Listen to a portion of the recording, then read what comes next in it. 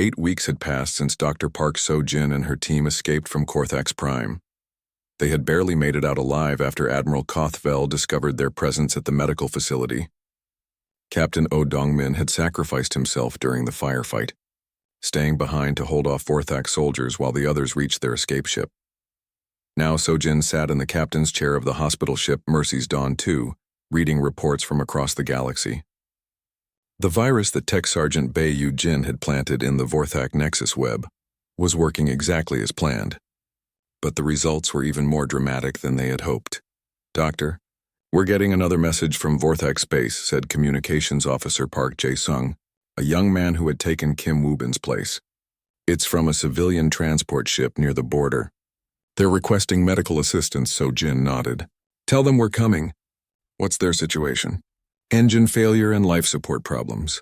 About 300 people on board, including many children." This was the 15th distress call they had received from Vorthak ships in the past month. The virus had caused so many problems with Vorthak military and government systems that their empire was falling apart. Supply ships couldn't find their destinations. Military fleets lost contact with their commanders. Power systems failed on dozens of worlds. But the most important effect was that ordinary Vorthak people had started to understand what was really happening. As their government systems failed, the virus began broadcasting human medical knowledge in peaceful messages. Instead of getting military orders, Vorthak civilians started receiving information about medicine, food safety, and emergency procedures. Dr. Seo Hyun-woo came onto the bridge carrying a medical report. "The refugees from the last rescue are doing well," he said. "Most of them want to stay in human space instead of going back to Vorthak territory." "Why?" So-jin asked. "They say they feel safer with humans," Hyun-woo explained. "Many of them had heard that humans were evil and dangerous, but after we rescued them, they realized those stories weren't true." Lieutenant Han Soo-mi, who was now the ship's security chief, looked up from her computer. "I'm reading some interesting intelligence reports from Earth. The Vorthak Empire has split into at least 30 different factions. Most of them are fighting each other instead of fighting humans." "What about Admiral Kothvel?" So-jin asked. "Is he still in power?" "No," Sumi said with satisfaction. "He was removed from command 3 weeks ago when his fleet got lost for 5 days due to navigation system failures. The new Vorthak leadership is asking for peace talks with Earth." So-jin felt a mixture of satisfaction and sadness. The plan had worked perfectly. The attacks on human medical facilities had stopped completely. The Vorthak Empire was no longer a threat to anyone. But she still remembered Captain Dong-min's sacrifice and wondered if there could have been a better way. "Captain," Jae-sung called from his communications station, "the Vorthak transport ship is on our screens now. They're sending a personal message for you." "Put it on the main screen," So-jin said. The face that appeared was familiar and welcome. It was Dr. Kethmar, the director of pediatric medicine from the Korthax Prime medical facility, but she looked tired and worried. "Dr. Park So-jin," she said in common language, "I hope you can hear this message. My ship is carrying medical supplies and sick children from Korthax Prime. Our government has collapsed, and we're trying to reach a safe place where we can continue treating patients." So-jin stood up immediately. "Open a direct communication channel." A few seconds later, Dr. Kethmar's face appeared in real time on the screen. "Dr. So-jin, I'm so glad you received our message. We need help desperately. What's your medical situation?" So-jin asked. "We have 47 children with various conditions, including 6 with scale spot disease. But we've run out of the medicine you gave us and our medical equipment is failing." So-jin made her decision quickly. "We'll be there in 2 hours. Prepare your patients for transfer to our medical bay." "Thank you," Dr. Kethmar said, tears visible in her yellow eyes. "I should tell you something else. Kelmvo is on our ship. He asked me to bring his granddaughter Velka to find you." So-jin smiled for the first time in weeks. "How is Velka? Is her disease still cured?" "Completely cured, thanks to your treatment. But she's been asking about the human doctor who helped her grandfather, and then helped her too." 2 hours later, the Mercy's Dawn 2 docked with the Vorthak transport ship. So-jin led the medical team that went aboard to help evacuate the patients. The inside of the ship was crowded and hot, with families camping in hallways and supply rooms. When So-jin reached the medical area, she saw a sight that made her heart happy and sad at the same time. Kelmvo was sitting beside a small bed where his granddaughter Velka was sleeping. The old Vorthak looked much older than before, with new gray patches on his scales, but his eyes still held their kind intelligence. "Human doctor," he said when he saw her. "We meet again under difficult circumstances. How are you feeling?" Sojin asked, examining him with her medical scanner. "My body is fine, but my heart is heavy," he replied. "Our empire destroyed itself with anger and fear. Many good Vorthaks suffered because our leaders chose war instead of peace." Velka opened her golden eyes and looked up at Sojin. "Grandfather told me you might come to help us again." Sojin knelt down beside the little girl's bed. "How do you feel? Any pain or sickness?" "I feel good," Velka said. "The medicine you gave me worked perfectly. But some of my friends are still sick. Can you help them too?" "That's exactly what we're here to do," Sojin said. Over the next several hours, the human medical team treated all the Vorthak patients. Most of the children recovered quickly with proper medicine and care. The 6 cases of scale spot disease were cured using Sojin's genetic therapy, just as Velka had been cured months earlier. While Sojin worked in the medical bay, she was surprised to see a familiar figure brought in on a stretcher. It was Admiral Koth Vel, the Vorthak commander who had destroyed the original Mercy's Dawn and killed her friends. He was unconscious and badly injured. What happened to him? Sojin asked Dr. Kethmar. His own soldiers turned against him when they learned the truth about the hospital ship he destroyed, she explained.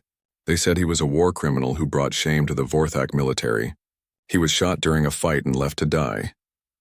Sojin looked down at Kothvel's unconscious form. This was the alien who had caused so much pain and death.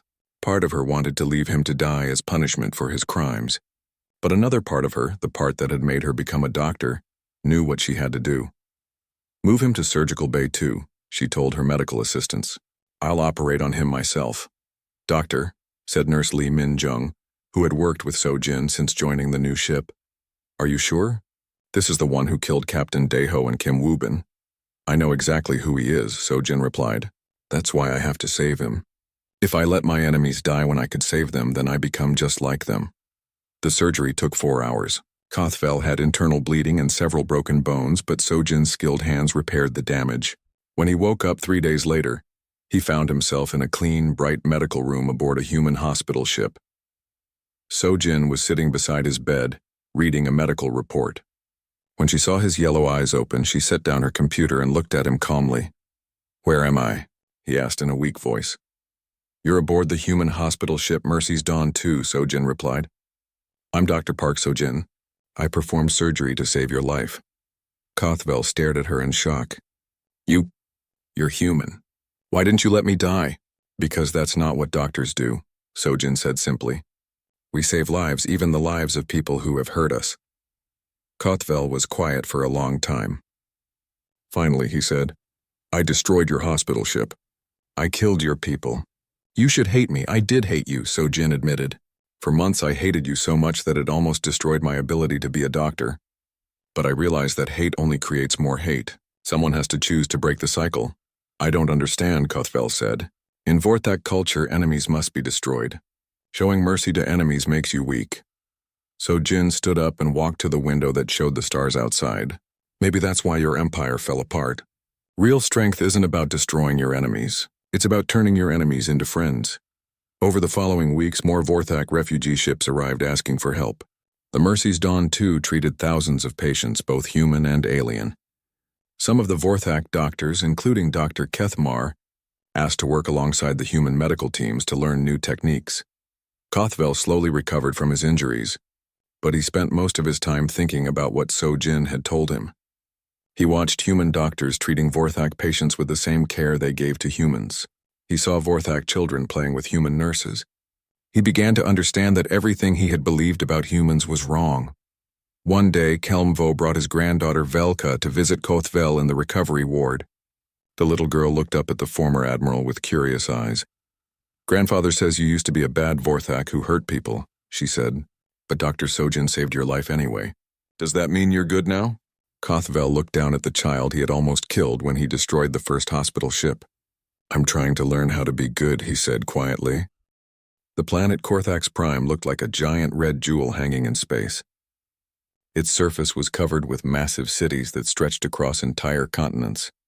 Tall towers reached toward the sky, connected by flying bridges and transport tubes. Everything was built from dark metal and red stone that matched the planet's natural colors. Dr. Park So-jin pressed her face to the small window of their transport ship as they approached the capital city. "It's bigger than I imagined," she said to Captain Oh Dong-min, who was sitting beside her reviewing their mission plans one more time. "The medical facility is in the central government district," he said, pointing to a cluster of especially tall buildings. "According to our intelligence, it treats about 1,000 patients every day, including many children with genetic diseases." Tech Sergeant Bae Yu-jin looked up from her computer. She had been running final tests on the virus that would soon be planted in the Vorthak network. The good news is that their medical computers are definitely connected to the main Nexus web. Once I get access to any terminal in their facility, I can spread the virus to their entire empire. Dr. Seo Hyunwoo and Lieutenant Han Sumi sat quietly, both thinking about the challenges ahead. Hyunwoo was nervous about pretending to be a researcher instead of a regular doctor. Sumi was calculating the best escape routes from the medical facility if things went wrong. Their ship landed at a commercial spaceport on the edge of the capital city. Vorthak customs officers came aboard to check their papers and equipment. The aliens were very tall and intimidating, with dark scales and cold yellow eyes, but they seemed more interested in getting their work done quickly than in causing trouble. "You are medical researchers from neutral space?" asked the lead customs officer in the common galactic language. "That's correct," So-jin replied, trying to sound calm and professional. "We're here to test a new treatment for scale spot disease. We have permission from your health ministry." The officer looked at their fake documents, which had been created by Earth's intelligence services. After a few tense minutes, he handed the papers back. "Welcome to Korthax Prime. Report to Medical Complex 7 in the government district. They are expecting you." As their transport vehicle drove through the city streets, the team saw thousands of Vorthaks going about their daily lives. Adults hurried to work in tall office buildings. Children played in parks under artificial lights. Shopkeepers sold food and goods from small stores. "They look so normal," Hyunwoo said quietly. "Just regular people living their lives. Remember, most Vorthaks probably don't want war with humans," So-jin said. "It's their military leaders who are causing all the problems." Medical Complex 7 was a huge building that looked like it could treat thousands of patients at the same time. The outside walls were covered with symbols that meant healing and hope in the Vorthak language. Gardens with colorful alien plants surrounded the building, making it look peaceful and welcoming. Inside, the team was met by Dr. Kethmar, the director of pediatric medicine. She was an older female Vorthak with light gray scales and intelligent eyes. Unlike the customs officers, she seemed genuinely interested in their research. "We are very excited about your work," she said in excellent common language. "Scale spot disease affects many of our children, and our current treatments are not very effective. If you have developed something better, it would be wonderful." So Jin felt guilty about deceiving this kind doctor, but she reminded herself that her cure for the disease was real. "We believe our new treatment can actually fix the genetic problem that causes scale spot disease, not just control the symptoms." Dr. Kethmar's eyes widened with surprise and hope. "That would be incredible. May I see your research data?" For the next hour, So-jin presented her legitimate medical research. She showed computer models of how the genetic therapy worked, test results from laboratory studies, and projections of how effective it could be. Everything she showed was completely true and scientifically sound. "This is remarkable work," Dr. Kethmar said. "We have 12 children currently in the hospital with severe cases of scale spot disease. Would you be willing to try your treatment on them?" "Of course," So-jin said. "That's exactly why we're here." While So-jin discussed medical details with Dr. Kethmar, the rest of the team set up their equipment in a laboratory that had been provided for their use. Yujin pretended to calibrate medical computers while secretly studying the network connections. Sumi arranged their supplies and noted the locations of all exits and security cameras.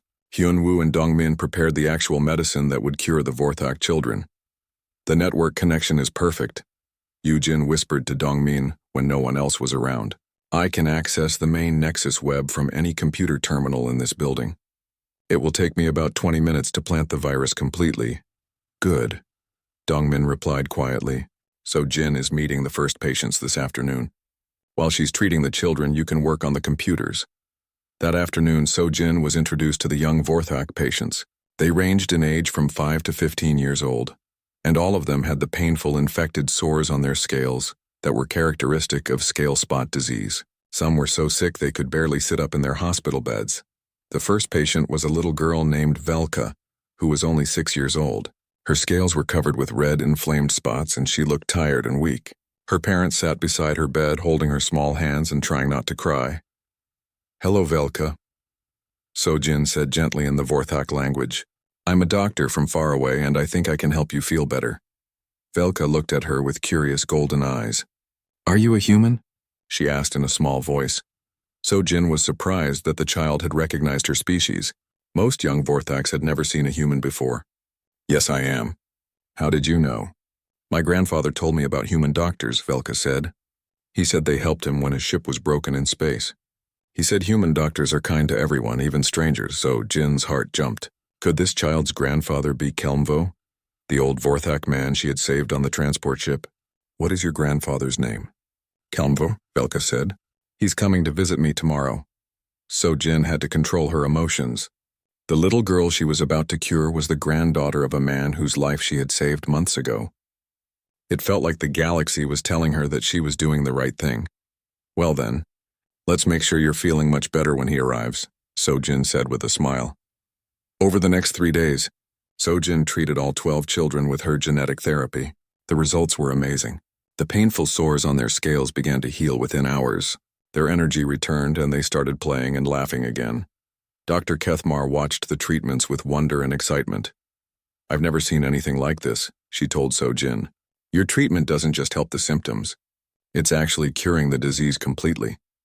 While Sojin was working with the patients, Yujin had successfully planted the virus in the Nexus web. It was hidden inside routine medical software updates that would spread to every connected system in the Vorthak Empire. The virus was designed to remain dormant for 2 weeks before beginning to cause problems. On their 3rd day at the medical facility, something unexpected happened. Velka's grandfather, Kelmvo, came to visit his granddaughter. When he saw Sojin in the hallway, his eyes widened with recognition. "Human doctor," he said in his broken common language. "You are the one who saved my life on the transport ship." Sojin tried to stay calm, but her heart was racing. If Kelmvo told other Vorthaks about her real identity, their mission could be discovered. "I'm sorry, but I think you have me confused with someone else," she said. But Kelmvo shook his head. No, I remember your face, your voice. You operated on me when I was bleeding inside. You saved many Vorthak children that day."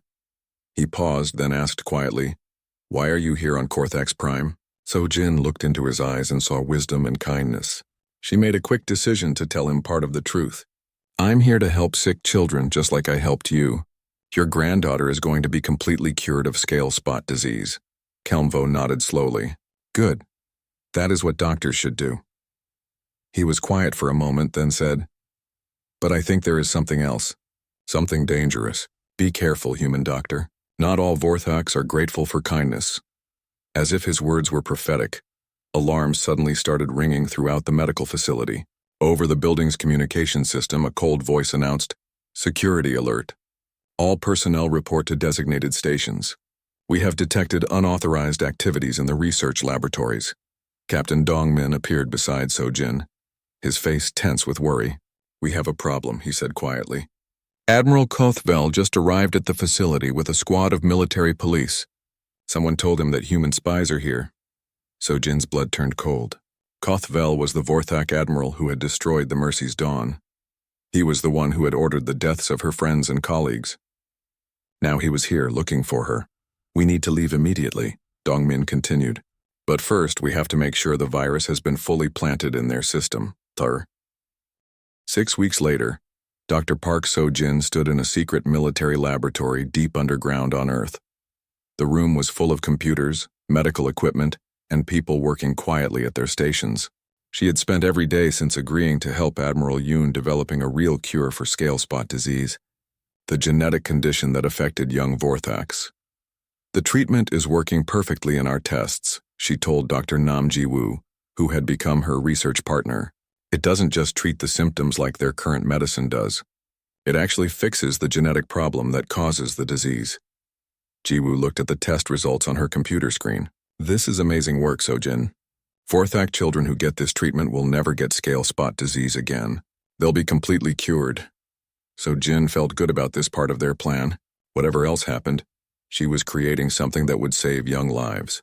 But she also knew there was another part of the plan that made her uncomfortable. Captain Oh Dong-min walked over to their workstation. He was a special forces officer who would lead the team going to Korthax Prime. He was not very tall, but he moved like a fighter and had smart, careful eyes. "Doctor, we need to talk about the mission details," he said. "My team has been studying Vorthak culture and language for weeks. We can act like medical researchers, but we need you to make sure we sound like real doctors." So Jin nodded. She had been teaching the military team about Vorthak medicine and how to talk like scientists. "Have you met the others who are going with us?" "Yes, they're good people," Dongmin said. "Tech Sergeant Bei Yu-jin is our computer expert. She's the one who will plant the virus in their network. Dr. Seo Hyunwoo specializes in alien diseases, so he can help us look more believable. And Lieutenant Han Sumi will handle our security and equipment." Admiral Yoon came over to join them. "The virus is ready too," he said quietly. "Yu-jin has tested it many times. It will spread through their nexus web very slowly, causing small problems that get bigger over time. To the Vorthax, it will look like their old computer systems are just wearing out." "What kind of problems?" So Jin asked. "Communication delays between ships," Admiral Yoon explained. "Supply deliveries going to the wrong places. Military orders getting mixed up. Nothing dramatic at first, but after a few weeks, their whole empire will have trouble working together." Tech Sergeant Bei Yu-jin looked up from her computer. She was a young woman with short hair and quick hands that never seemed to stop moving. "The beautiful thing about this virus is that it actually includes helpful programs too," she said. "As their military systems fail, the virus will start broadcasting human medical knowledge and emergency frequencies." Sojin was confused. "What do you mean?"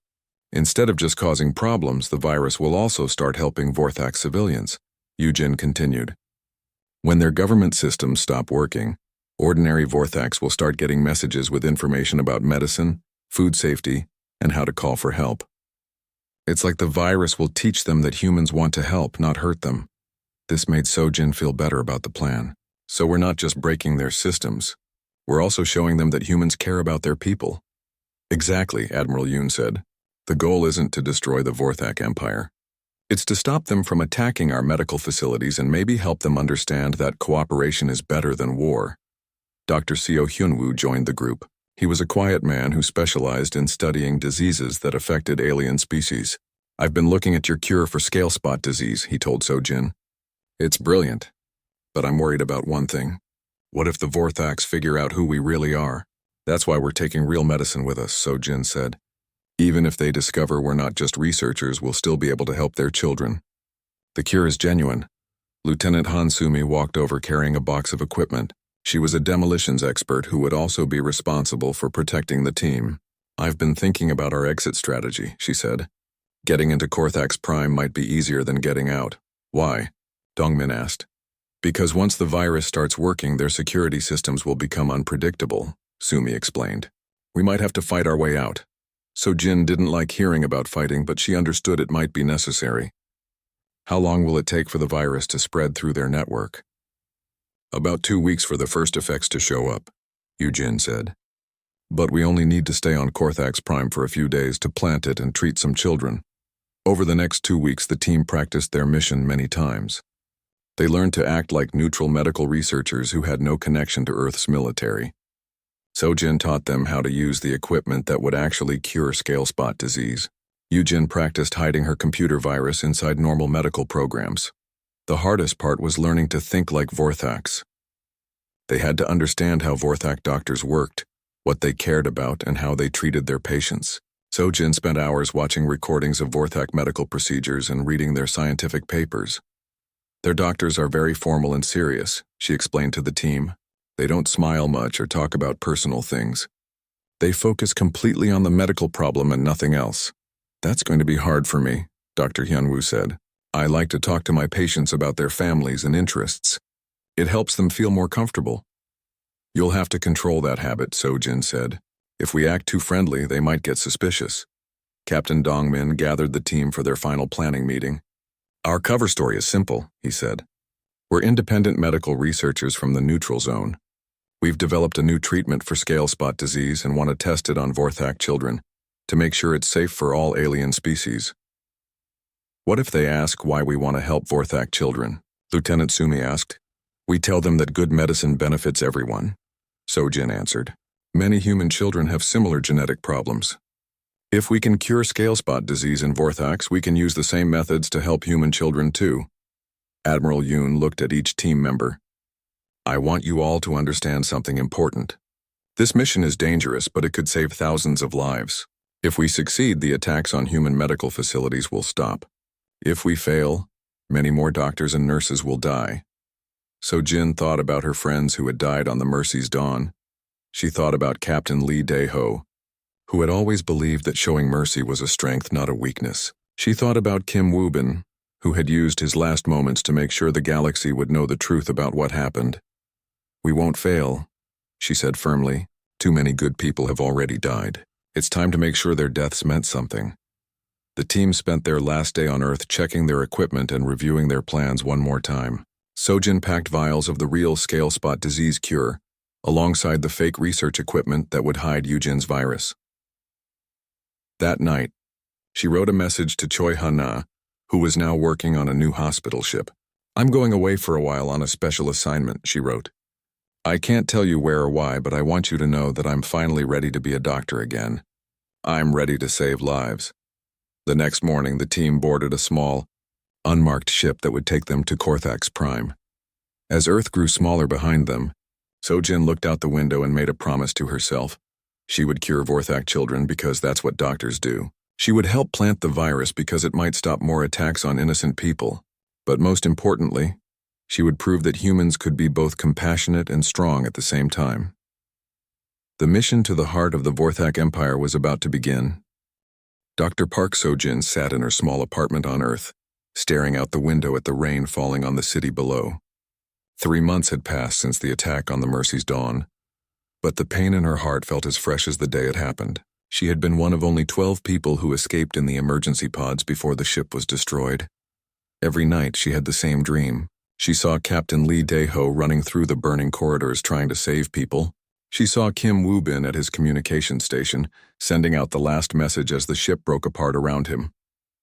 She saw the faces of the patients who couldn't be moved to the escape pods, both human and Vorthak, who died because she couldn't save them.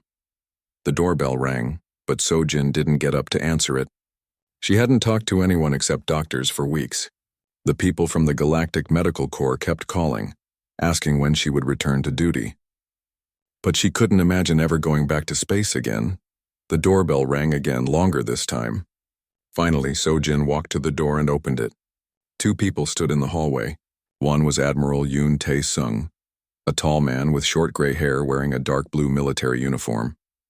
The other was Dr. Nam Ji-woo, a woman about Sojin's age who had worked with her years ago at medical school.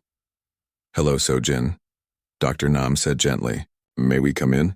Sojin wanted to say no, but something in Ji-woo's eyes made her step back and let them enter. The apartment was dark and messy. Empty food containers sat on the table and medical journals lay scattered on the floor. I know this is hard for you, Admiral Yoon said, sitting down in a chair across from Sojin.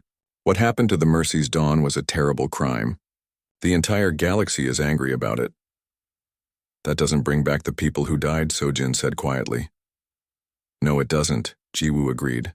But maybe we can make sure it never happens again. Admiral Yoon opened a small computer and showed Sojin some pictures. These are images from inside Vorthak space. Since the attack on your ship, the Vorthaks have destroyed 2 more human medical stations and are planning to attack 3 more hospital ships. So Jin looked at the pictures. They showed Vorthak warships gathering near human medical facilities. They want to kill all of our doctors and nurses? Admiral Kothvel, the one who destroyed your ship, has convinced the Vorthak leadership that human medical help is a trick to make them weak, Ji-woo explained. He says that if they destroy all human medical facilities, their people will become stronger. That's insane, Sojin said. Medicine doesn't make people weak. It helps them live better lives. We know that, and you know that, Admiral Yoon said. But Kothvel has a lot of power in the Vorthak government. He's planning something he calls the Great Cleansing, the complete destruction of all human medical ships and stations.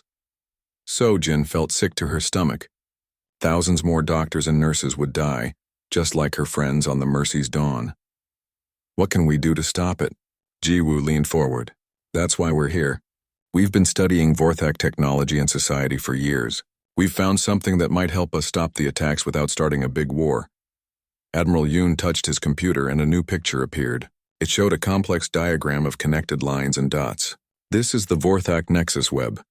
It's a communication network that connects every part of their empire.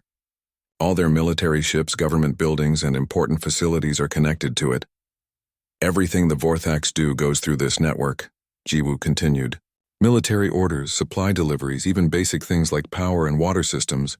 If something happened to this network, their entire empire would stop working. So-jin looked at the diagram more carefully. You want to attack their communication system? Not attack, Admiral Yoon said. We want to plant a special computer virus that will make the system fail slowly. It would look like normal technical problems, not an attack. But over time, it would cause so much trouble that the Vorthak military couldn't function properly. The problem is getting close enough to their main network, Jiwoo said. It's on their capital world, Korthax Prime, inside a heavily guarded government complex. No human has ever been there. So Jin was quiet for a long time. Finally, she said, Why are you telling me this? I'm just a doctor. That's exactly why we need you, Admiral Yoon said. Do you remember the Vorthak children you saved from that transport ship? Some of them have a genetic disease that only affects young Vorthaks. It's very rare, but it can be deadly. Jiwoo nodded. We want to send a small team to Korthax Prime pretending to be medical researchers. They would say they've developed a new treatment for this disease and want to help Vorthak children. The Vorthak medical facility on Korthax Prime is connected to the Nexus Web, Admiral Yoon added. If our people could get inside as doctors, they could plant the virus in the network. So Jin shook her head. I became a doctor to save lives, not to destroy things. I can't help you with this. Even if it means saving thousands of doctors and nurses who will die in the next attacks? Jiwoo asked. Find another way, Sojin said firmly. I won't help you hurt people, even if they are our enemies. Admiral Yoon and Dr. Nam looked at each other. The Admiral put away his computer and stood up.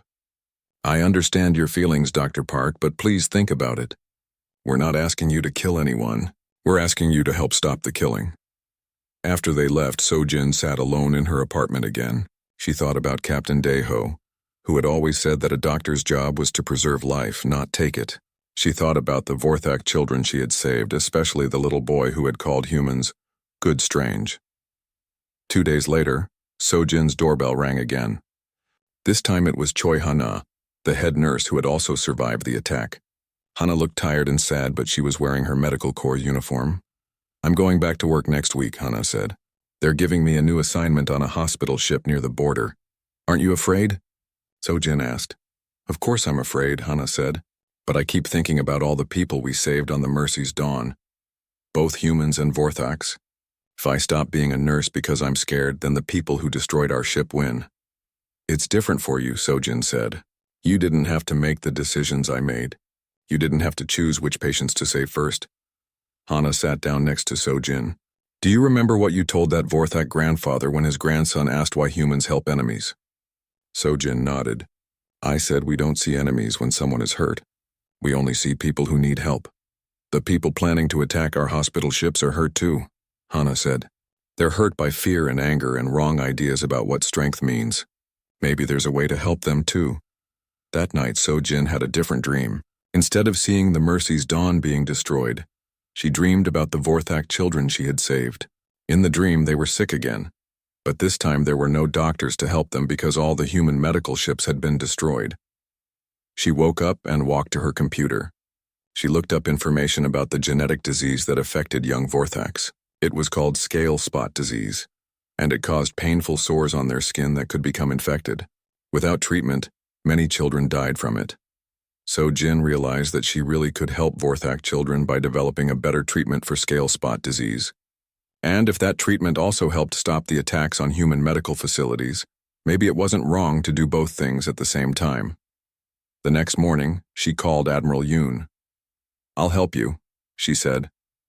But I have conditions. Whatever we do, it has to really help sick Vorthak children. I won't pretend to be a doctor just to plant your virus. Understood, Admiral Yoon said. Can you really develop a new treatment for their disease? Yes, Sojin said. I've been thinking about it all night. I have some ideas that might work much better than their current medicine. Then we have a deal, Dr. Park. When can you start? 3 days had passed since the rescue of the Vorthak transport. The Mercy's Dawn floated in neutral space, a safe zone between human and Vorthak territory. Ships from both sides often met here to trade or talk, and fighting was not allowed by galactic law. Dr. Park So-jin was in the main medical bay checking on her patients. Most of the Vorthaks were getting better. The children played simple games with the human nurses, and some adults had started learning basic human words. The old Vorthak man she had saved, who told her his name was Kelemvo, was sitting up and eating solid food. Doctor, Kelemvo said in his broken human speech. My grandson asks question. He wants to know why humans help enemies. So-jin looked at the small Vorthak child peeking out from behind his grandfather. The boy had bright green scales and curious golden eyes. Tell him that we don't see enemies when someone is hurt. We only see people who need help. Kelemvo translated her words into Vorthak language. The boy listened carefully, then said something back to his grandfather. He says humans are strange, but good strange. Kelemvo smiled, showing his sharp teeth. On the bridge, Captain Lee Dae-ho was reading reports from across the galaxy. There had been more fighting between human and Vorthak forces near the border worlds. A human colony ship had been attacked last week. 2 Vorthak mining stations had been destroyed by human military ships in response. Captain, Kim Woo-bin called from his communication station. We're getting a distress signal from a battlefield about 6 hours away. Both human and Vorthak ships were damaged in a fight. They're asking for medical help. Dae-ho sighed. This was the hard part of his job. When both sides fought each other, both sides got hurt, and the hospital ships had to help everyone. Tell them we're coming, and send a message to both human and Vorthak military commands. Let them know we're going to help wounded from both sides. Already sent, Captain, Woo-bin said. The Mercy's Dawn changed course and flew toward the battle area. When they arrived, they found a sad sight. Pieces of destroyed ships floated in space. Some human fighters were badly damaged but still flying. A large Vorthak warship was broken in half with survivors trapped inside. Choi Hana organized the rescue teams. Group 1 takes the human ships. Group 2 goes to the Vorthak warship. Group 3 sets up emergency treatment areas on our ship. For the next several hours, the medical teams worked to save lives. They brought wounded humans and Vorthaks to the same medical bays. At first, the injured soldiers from both sides looked at each other with anger and fear. But when they saw human doctors treating everyone the same way, the tension began to fade. So-jin was working on a badly burned human pilot when she heard shouting from across the medical bay. A wounded Vorthak soldier was trying to get out of his bed to fight a human soldier in the next bed. Stop, So-jin said firmly in Vorthak language. You are both hurt. Fighting will make your injuries worse. The Vorthak soldier looked at her in surprise. He had not expected a human to speak his language so well. That human killed my friend, he said. And Vorthaks killed many of my friends too, said the human soldier. But the doctor is right. This is not the place for fighting. So-jin looked at both of them. In this medical bay, you are not soldiers. You are patients. My job is to make you better so you can go home to your families. If you want to fight each other again later, that is your choice. But not here. Not now.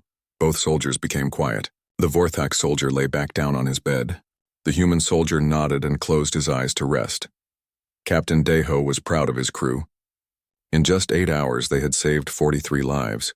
17 humans and 26 Vorthaks would go home instead of dying in space. He was about to order the ship to return to its regular patrol when something appeared on his screens that made his blood turn cold. Captain, Woo-bin said, his voice shaking. We have 4 Vorthak warships coming toward us. Big ones. They just uncloaked right next to us. Dae-ho looked at the screen. The ships were huge, much bigger than the Mercy's Dawn. Their weapons were pointing directly at the hospital ship. Send them a message. Tell them we are a medical ship in neutral space. We have wounded Vorthak soldiers on board. I'm trying, Captain, but they're not responding to our calls. On the lead Vorthak warship, Admiral Kothvel stood on his command deck. He was a large Vorthak with dark red scales and cold yellow eyes. He had heard about the human hospital ship that had saved Vorthak civilians a few days ago. The story had spread through his fleet, and some of his younger officers had said it showed that humans could be trusted. This made Kothvel very angry. In his mind, showing kindness to enemies was a sign of weakness. If his soldiers started to think humans were good, they might not fight as hard in battles. Some might even start to question why they were fighting at all. "Admiral," said his communications officer, "the human ship is sending messages. They say they have wounded Vorthak soldiers on board." "I don't care," Kothvel said. "Humans are trying to make us weak with their false kindness. We must show them that Vorthaks are strong. We must show our own people that there is no friendship with humans. But sir, our own soldiers are on that ship." "They are acceptable losses," Kothvel said coldly. "Charge weapons. Target the human ship." On the Mercy's dawn, alarms started ringing. The ship's computer had detected that the Vorthak ships were preparing to fire. "All hands, this is the captain," Deho said over the ship's communication system. "Prepare for emergency evacuation." This is not a drill. So Jin couldn't believe what she was hearing. They can't attack a hospital ship. It's against all galactic laws. And we have their own people on board. Apparently they don't care, Hana said, helping wounded patients get to the escape pods. Wubin was still trying to contact the Vorthak ships. "Please respond. We are a medical ship. We have your wounded soldiers here. Please don't attack." But Admiral Kothvel had already given the order. The 4 warships fired their weapons at the same time. Bright energy beams hit the Mercy's dawn from all sides. The hospital ship shook violently. Lights went out. The artificial gravity failed, making people and equipment float around. Emergency power came on, bathing everything in red light. Captain Deho ran through the corridors, helping people get to escape pods. "Sojin, Hana, get the patients out of here." "We can't move some of them," Sojin shouted back. "They're too badly hurt." "Then we stay with them," Hana said firmly. Another attack hit the ship. This time the hull broke open in several places. Air started rushing out into space. The ship's computer announced that life support would fail in 10 minutes. Deho made it to the communications room where Wubin was still at his station. "Are you getting any response from the Vorthak ships?" "No, Captain. But I'm sending out a distress signal with video. If anyone receives this, they'll see what really happened here." "Good," Deho said. "Keep transmitting until the very end." The third attack was the worst one. It hit the main reactor, causing a huge explosion that broke the ship into pieces. In the last few seconds, Deho saw that some escape pods had gotten away safely. He hoped Sojin and Hana were in one of them. The Mercy's dawn disappeared in a ball of fire and light. Where the hospital ship had been, there was now only floating debris and a few escape pods drifting away into space. Admiral Kothvel watched the destruction with satisfaction. "Send a message to all Vorthak ships," he ordered. "Let them know what happens to those who show weakness to humans." But what Kothvel didn't know was that Wubin's final transmission had been received by a human patrol ship just outside the system. The entire attack had been recorded. Within hours, every human in the galaxy would see the video of Vorthak warships destroying an unarmed hospital ship that was carrying wounded Vorthak soldiers. The young communications officer had made sure that this terrible crime would not be forgotten. His last message would change everything between humans and Vorthaks forever. The hospital ship Mercy's Dawn moved slowly through the dark space between stars. Its white hull gleamed under the light of distant suns, marked with the red cross symbol that meant safety to all who saw it. Captain Lee Deho stood on the bridge watching the stars through the big windows. He had gray hair and kind eyes that had seen too much war before he became a doctor ship captain.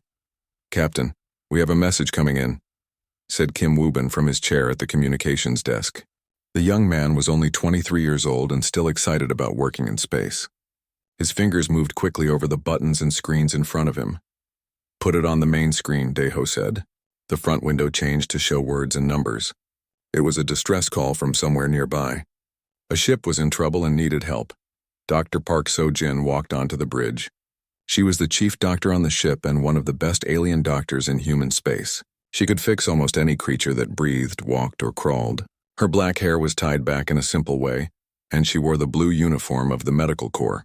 "What do we have, Captain?" she asked, reading the message on the screen. "A transport ship is damaged about 2 hours away. They have wounded people on board," Deho said. He pointed to a star chart that showed their location. "The problem is it's a Vorthak ship," So-jin nodded. The Vorthaks were big lizard-like aliens who ruled a large empire near human space. They were known for being mean and aggressive. Most Vorthax thought humans were weak because humans cared about helping others. The two groups had been fighting small battles for years. How many people are on the ship? Sojin asked. The message says about 200, Wubin answered. Men, women, and children. The ship lost power and air is running out.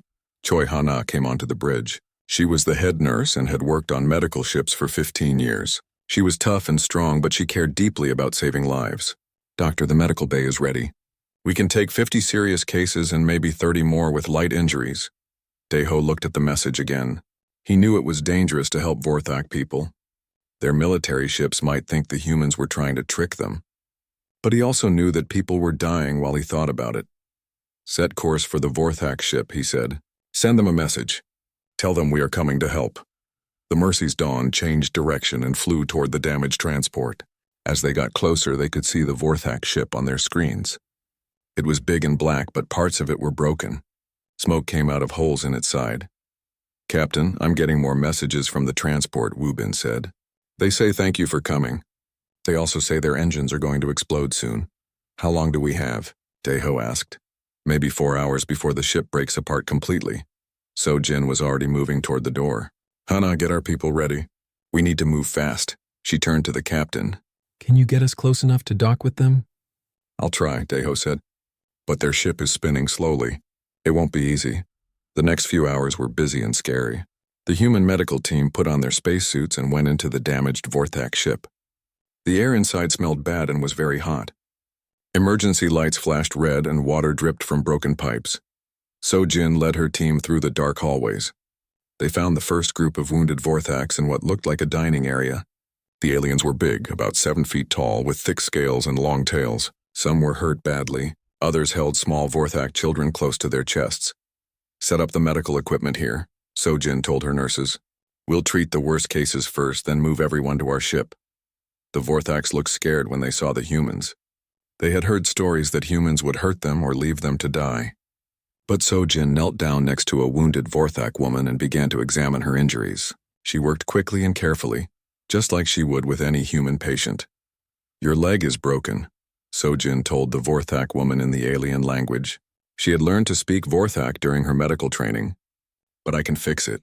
You will be okay. The Vorthak woman stared at her with big yellow eyes. You are helping me? Of course, Sojin said.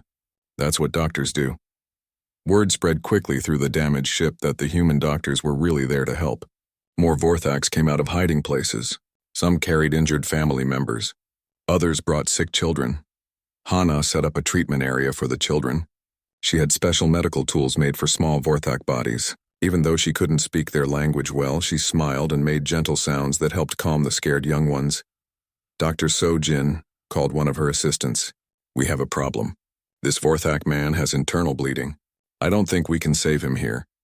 Sojin came over and looked at the patient. He was an older Vorthak with dark green scales. His breathing was shallow and his skin was turning pale. Get him to our surgery room right now, she said. Anna, you're in charge here. Keep moving people to our ship. For the next 6 hours, Sojin worked without stopping. She operated on the bleeding Vorthak man and saved his life. She set broken bones, treated burns, and gave medicine to sick children. Her hands moved quickly and sure, fixing one patient after another. Meanwhile, Captain Daeho kept the ships connected even as the Vorthak transport shook and groaned. Pieces of metal fell from the walls and more systems failed every hour. Captain, Wubin said, the transport's engine is getting unstable. We need to leave soon or we'll be caught in the explosion. How many more people are left on their ship? Daeho asked. About 30? Hana's voice came over the radio. All children and their parents. We're moving them now. Move faster, Daeho said. We don't have much time. Just as the last Vorthak family came aboard the Mercy's Dawn, the transport ship exploded behind them. The blast pushed their ship forward, but they were far enough away to be safe. Sojin finally took off her medical gloves and looked around the medical bay. It was full of Vorthak patients, but they were all alive. Some slept peacefully after surgery. Others sat up and talked quietly with their families. The old Vorthak man she had operated on opened his eyes and looked at her. Human doctor, he said in broken human language. You saved my life. Why? Sojin sat down next to his bed. She was very tired, but she smiled. Because that's what we do, she said. We help anyone who needs it. The man was quiet for a long time. Then he said, "I will remember this kindness." Captain Deho came to find Sojin later. "The Vorthak government sent a message," he said. "They want us to bring their people to the nearest Vorthak station." "Good," Sojin said. "Some of them still need more treatment." As the Mercy's Dawn flew toward Vorthak space, nobody knew that this act of kindness would soon lead to terrible danger. The human doctors had shown mercy to their enemies, but some Vorthaks would see this as a sign of weakness that needed to be destroyed.